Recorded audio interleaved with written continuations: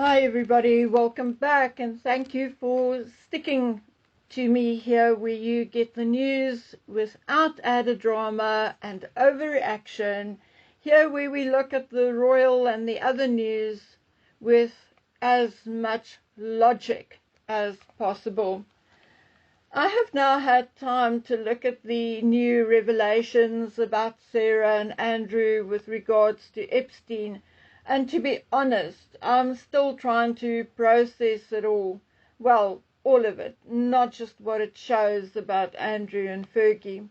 It all goes so far beyond my comprehension that it takes quite a bit of digesting and thinking and even research to try and understand the minds of people who can collectively be that evil and sick. I do not understand people who harm children or animals, full stop. But I understand the principle of people living out their fantasies alone in the dark or behind closed doors. But to be so openly along with or openly partake in sick behavior is even further from my mind's understanding. Aren't we supposed to be each other's conscience, prevent and sometimes protect people from themselves?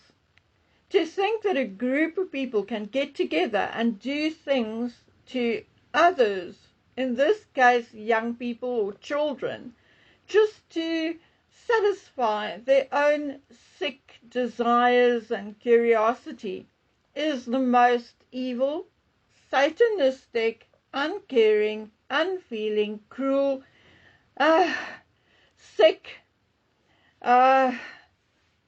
thing that one can imagine. I do not even possess the language to express myself properly.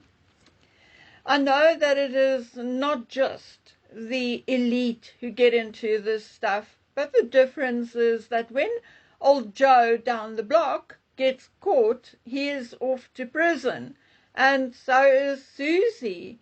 There had been a number of cases recently where female school teachers have been caught having inappropriate relationships with minors. For example, a former Texas middle school teacher had been sentenced to 10 years in prison. A teacher in Maricopa County received 187 years for having sex with two of his students. In South Africa, a teacher received a life sentence for his sick behavior towards a pupil.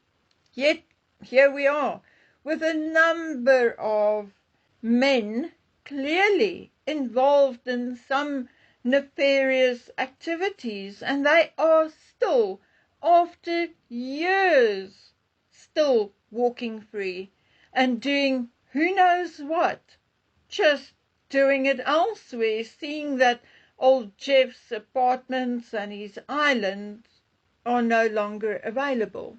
The latest document release name so many people who are basically household names like obviously Sarah and Andrew, Elon Musk, Richard Branson, Bill Clinton, Stephen Tisch, Larry Summers, Sergey Brin, Bill Gates, and many, many others. And do you know what they all have in common except their supposed friendship with Jeffrey?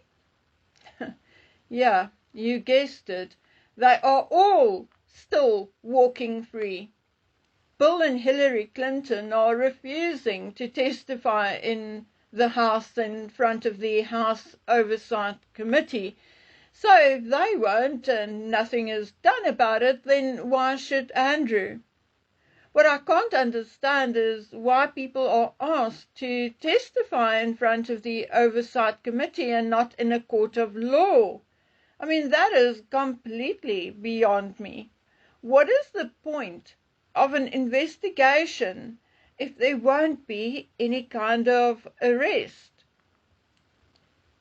Over on my members only videos, I'm going through the entire Gert van Rooyen and Joey Haroff and the 6 missing South African girls, a case dating back 36 years.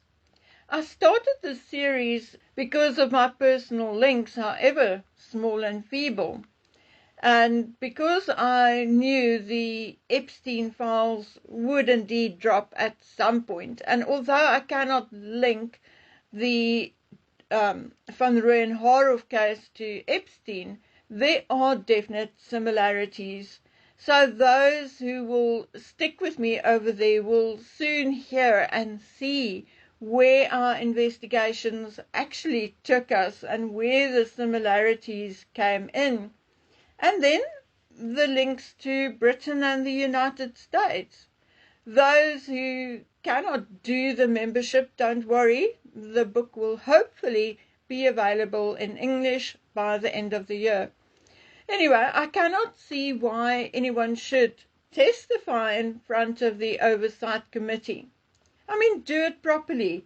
Don't tell me that after so many years, 6 years since Jeffrey supposedly committed harikiri, and you want to tell me that the FBI has not yet figured out enough to arrest a couple of people and have a proper case with proper charges and proper convictions?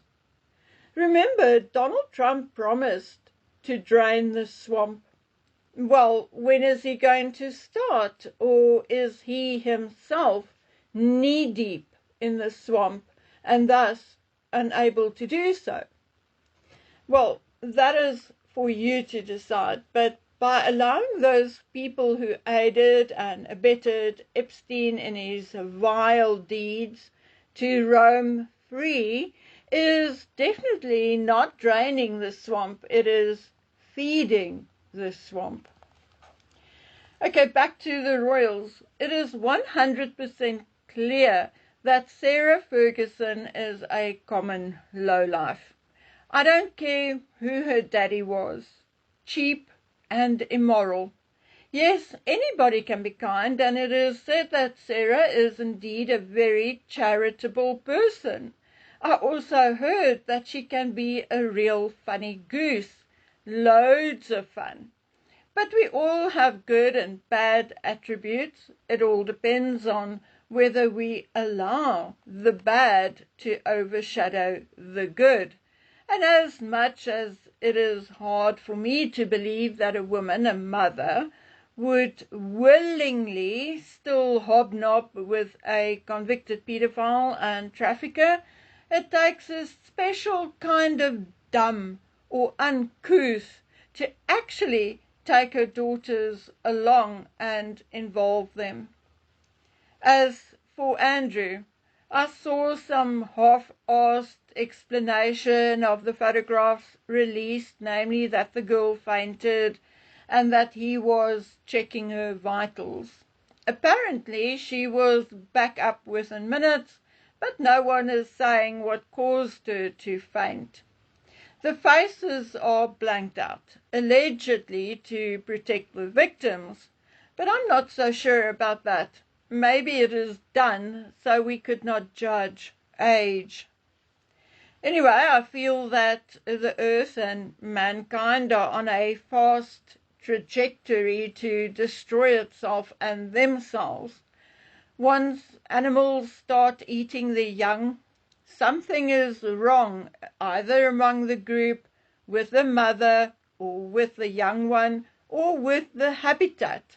And that is effectively what is happening here.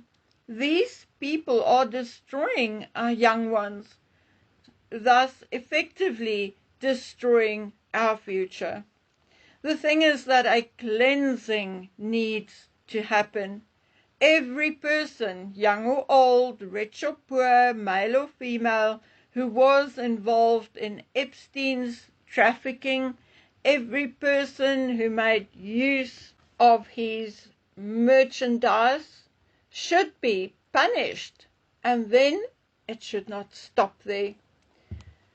I do not for 1 minute believe that Charles did not know about Saville's evil deeds. Maybe he did not know the full extent of it, but he knew.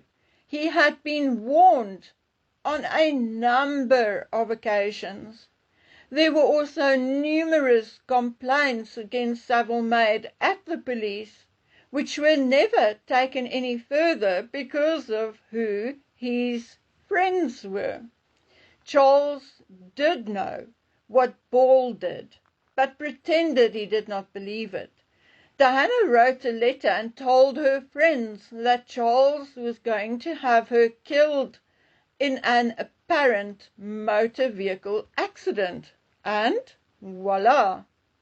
It was Charles who manipulated a group of people up a mountain slope where they were warned not to go, and where Major Hugh Lindsay lost his life.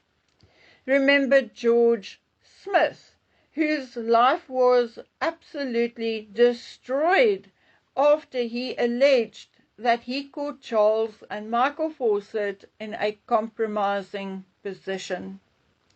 Remember Barry Manicky, who supposedly had an inappropriate relationship with Diana and who then subsequently died in a motorcycle accident at the age of 39.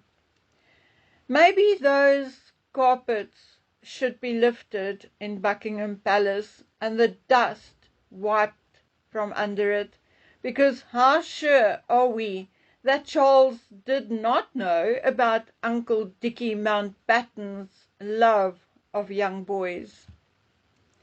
When will someone stand up and say, I am brave enough to investigate some really horrendous allegations against Harry? Those who are making these allegations better speak up before it happens again and again. And I mean again until it happens to your mother, your sister, or your friend. If these allegations are not true, then Harry needs to be exonerated. But whatever the case may be, we need to know, because for far too long had the royal family and the elites gotten away with their nonsense, with their bad behavior, and had left forgotten bodies in their wake. The truth must come out so that the next reign can start on a clean slate. Okay, guys and girls, that is it from me for today. I will see you, God willing, again tomorrow. Until then, please take good care of yourselves and stay safe. Bye.